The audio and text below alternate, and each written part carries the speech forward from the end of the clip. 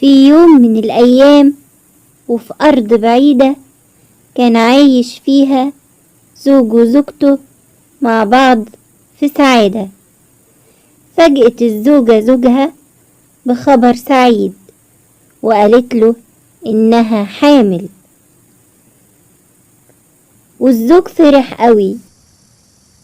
أنا بجد مش مصدق، يا ما أنت كريم يا رب. أنا بحبك أوي أوي. كان الزوج فرحان قوي ونفسه يعمل لزوجته أي حاجة علشان يفرحها، بس للأسف فرحتهم دي ما كملتش. وفي يوم تعبت فيه الزوجة قوي وكانت في وضع ممكن تفقد فيه الطفل اللي في بطنها، والزوج ما كانش عارف يعمل ايه. جاب لها كل الأطباء اللي كانوا موجودين حواليهم في الوقت ده، لحد ما جه يوم. بص يا ابني، زوجتك لازم تاكل من عشب معين. العشب ده مش موجود غير عند ساحرة شريرة اسمها كاميلا، وللأسف مفيش غير الحل ده. وما كانش قدام الزوج حل تاني وقتها غير انه يروح للساحرة دي ويطلب منها تديله العشب. وفعلا راح وخبط على بابها. يا ترى مين الجريء ده؟ مين اللي قدر يخبط على باب كاميلا ومش خايف؟ أكيد في حاجة مهمة.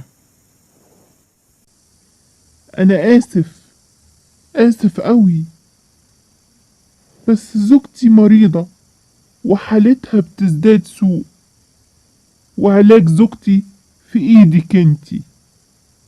ايدك انتي وبس. انتي اللي هتقدري تساعديها. يا سلام. وانا ايه اللي هيخليني اساعدها؟ وايه المقابل؟ انا ما بعملش حاجة من غير مقابل.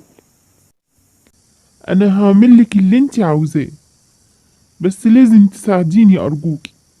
حرام عليكي، دي حامل وانا مش عارف اعمل لها ايه، ولو ما قدرتش اعالجها هخسرها هي واللي في بطنها. حامل؟ شيء جميل. لو كان الموضوع كده انا موافقة اني اساعدك. وفعلا جابت الساحرة العشب الشافي وادته للزوج. لازم تديها كل يوم ورقة من العشب ده وهتشوف بنفسك انها هتخف.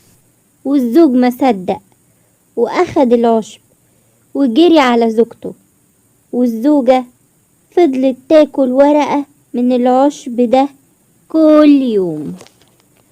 وفعلا ابتدت تتحسن حالتها، بس للأسف العشب اللي الزوج أخده من الساحرة خلص بعد كام يوم، ورجعت الزوجة تتعب من جديد. ومن غير ما يفكر جري الزوج مرة تانية على كاميلا الساحرة. أما كاميلا كانت عارفة إن الزوج هيرجع تاني أول ما العشب يخلص، وأول ما راح لها قالت له: اتفضل، دي حبوب العشب اللي انت اخدته، خدها وازرعها واكل زوجتك من العشب لحد ما تولد. بس انا بقى عندي شرط واحد، لو زوجتك جابت بنت تديها لي. ايه؟ اديها لك؟ انت ست مجنونة، اكيد عمري ما هوافق على عرضك ده. وادي الحبوب بتاعتك اهي. ماشي، اعمل اللي انت عاوزه وهترجع تاني هنا برجليك. ورجع الزوج لزوجته وهو زعلان وما كانش عارف يقول لها حاجة.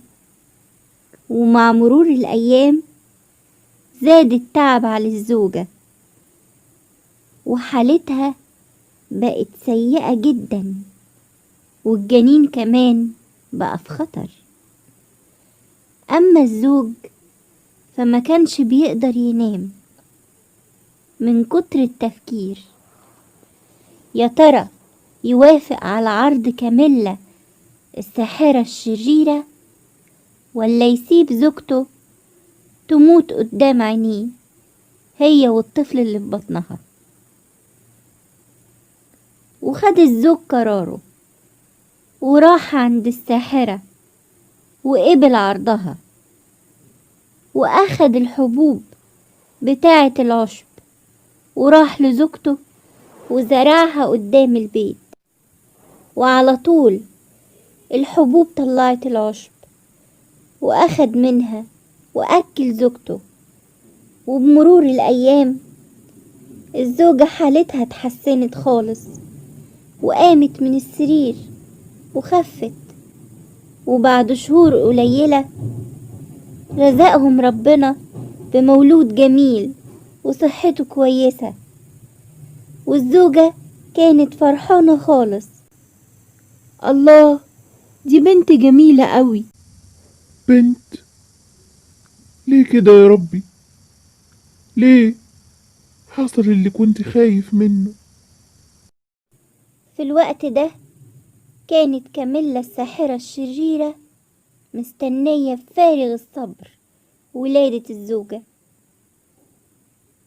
كاميلا كانت دايما حزينة لأن ما عندهاش أطفال، وكان نفسها يبقى عندها بنت علشان تعرفها كل سحرها وأسراره وتنقلها كل قدراتها الخارقة.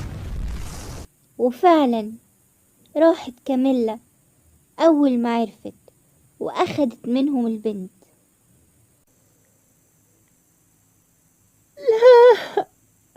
لا، بنتي بنتي. خلاص، البنت بقت ليا دلوقتي. انا مش عاوزاكي تقلقي عليها، انا هراعيها واربيها كويس جدا، وهسميها ريبونزل. وخدت الساحرة الطفلة للبرج، والبرج ده كان بعيد جدا في وسط غابة كبيرة ومسحورة. طلعت كاميلا سلم البرج لحد ما وصلت لآخر دور في البرج، وحطت الطفلة في سريرها. ريبونزل بنتي الجميلة. وفضلت عايشة رابنزل في البرج ده وهي فاكرة ان كاميلا هي امها الحقيقية. كانت كاميلا كل يوم تسرح لرابنزل شعرها وتدهنه بالكريم السحري اللي عملته كاميلا علشان تطول شعر رابنزل. وكبرت رابنزل وبقت شابة جميلة قوي، وشعرها طويل جدا جدا. يا ترى يا ماما امتى هتسمحيلي انزل من البرج؟ انا زهقت قوي، انا نفسي اخرج من البرج ده واشوف الناس واشوف الحيوانات والطيور واستمتع بالشمس والهوا والسما.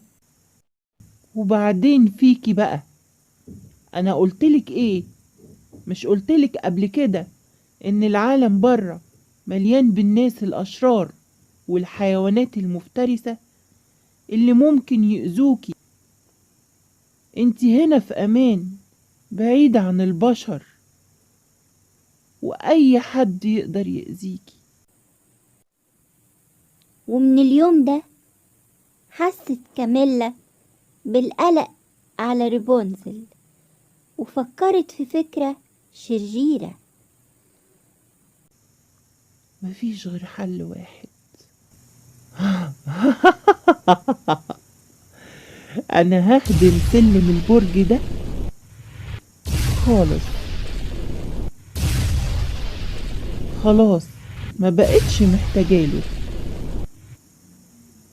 وبكده رابنزل عمرها ما هتقدر تخرج من البرج. كانت كاميلا بتطلع البرج بطريقة تانية خالص بعد ما هدت السلم. رابنزل رابنزل، نزليلي شعرك الذهبي الجميل. ورابنزل تنزل شعرها وكاميلا تطلع عليه. وفضلت رابنزل تقضي أيامها في البرج وهي بتغني وتتكلم مع الطيور اللي بتزورها في البرج. وفي يوم كان في أمير وسيم بيتمشى في الغابة بحصانه، وفجأة سمع الأمير صوت غنى جاي من بعيد. ايه ده؟ ايه الصوت ده؟ ياه، ده صوت جميل قوي. وخد الأمير حصانه وفضل ماشي يدور على مصدر الصوت لحد ما وصل للبرج اللي بتسكن فيه رابنزل. أول ما شاف الأمير الوسيم رابنزل وقع في حبها على طول من أول نظرة. ونزل الأمير من على حصانه وقعد يدور على باب للبرج أو أي فتحة يقدر يدخل منها، وطبعا ملقاش. وفي الوقت ده شاف الأمير كاميلا وهي جاية من بعيد ناحية البرج، وجري الأمير يستخبى وسط الشجر بسرعة. رابنزل رابنزل، نزليلي شعرك الذهبي الجميل. الأمير كان عارف إن كاميلا دي ساحرة شريرة. شاف الأمير كاميلا وهي بتطلع البرج على شعر رابنزل. ومشي الأمير ورجع في اليوم اللي بعده، فكر إنه يقلد صوت كاميلا وينده على رابنزل. وفعلا رابنزل رابنزل، نزليلي شعرك الذهبي بسرعة. وبسرعة نزلت رابنزل شعرها، وطلع الأمير وهو ماسك في شعر رابنزل لحد ما وصل للبرج ودخل على رابنزل. وأول ما شافته خافت منه وقعدت تصرخ: انت مين؟ انت مين؟ انت اكيد حد من الاشرار. انت اكيد حد من الاشرار اللي ماما حذرتني منهم وجاي علشان تأذيني. ارجوك سيبني، ارجوك سيبني وما تقربش مني، سيبني اعيش. اهدي اهدي يا بنتي يا جميلة، انا مش جاية علشان اذيكي. اهدي وانا هحكي لك الحكاية كلها، وما تخافيش. وقعد الأمير يحكي لرابنزل على اللي حصل، وعرفها إن كاميلا دي أكيد مش أمها الحقيقية، لأنها ما بتخلفش أصلا، وإنها ساحرة شريرة ومعروفة في البلد كلها، معروفة بشرها وبسحرها. وفضلت رابنزل تسمع للأمير وحست بصدق كلامه واطمنت له. انت لازم تفكري كويس في كلامي. وانا لازم امشي دلوقتي علشان كاميلا قربت تيجي. سلام يا جميلة، اشوفك بكرة. وفضل الأمير يروح لرابنزل كل يوم، ووقع في غرامها، وهي كمان حبته وطلب منها الجواز. احنا لازم نلاقي حل، لازم نلاقي حل يا رابنزل، نهرب بيه من البرج ده. انت لازم تخرجي معايا وتشوفي الدنيا. وفي يوم جت كاميلا، بس لقت شيء غريب. ايه ده؟ هي رابنزل نزلت شعرها. اكيد شافتني من الشباك وانا جايه. وطلعت كاميلا على شعر رابنزل ودخلت البرج، وجالها ذهول أول ما دخلت ملقتش رابنزل. رابنزل قصت شعرها وربطته في الأوضة وهربت من البرج. ايه ده؟ ايه ده؟ رابنزل، يا رابنزل، انتي رحتي فين؟ رحتي فين وسبتيني؟